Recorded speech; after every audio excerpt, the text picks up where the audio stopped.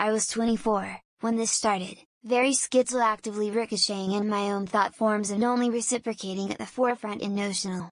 It wasn't until that I was shown how to identify that in center and in inward observing that I could put context to it. Abuse was everywhere, but I squirmed my own way out of my cycle. That was very hard to do.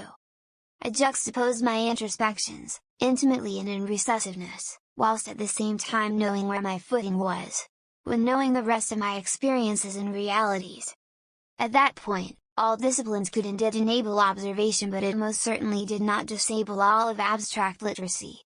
Coming to contemplate that which comes to grasps and is witness to realities as they are engaged is a subject of constant and conclusion in all one's life, my life perhaps no different, especially when young, and that's a delirious beginning as well. I just came to be the one equipped to approach a now consequential relationship to my environment, so given what circumstance of what is around you and around me had to say to existing within perceptual blind spot, so to speak. Coming to witness and grasp its experience. My witness of people of whom, themselves are always trying to do this, was something held in regard. It seems rather nonsensical that something so isolated in circumstance should come to reflect what would become the universal attitude and generalization when it comes to mental quality and awareness. I couldn't tell you where the stigma that ended in the receptiveness of a culture began so directly, because honestly, I think that confused the original assailants that got caught as well.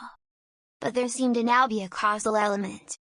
The fissure of perspective relative to a sociology of perspectives in motion made for choke point in observable contexts, that I seemingly always had to defend myself from existing at, but there was an age of otherliness, public educational and onlooking engagement to come in the wake. I decided that my life was going to be allocated to asking and understanding things. I am now 33, possibly my last year. It is no longer that kind of life. I existed and acted as though not in an interposition but a non-direct influence over the subject matters I came to engage as per my position at where I was. In fact, the interposition implies the arrogance. When you appreciate this, the size of the world comes to question and you realize yourself relatively to things and people that are not going to be expression of what you yourself are aware of in totality.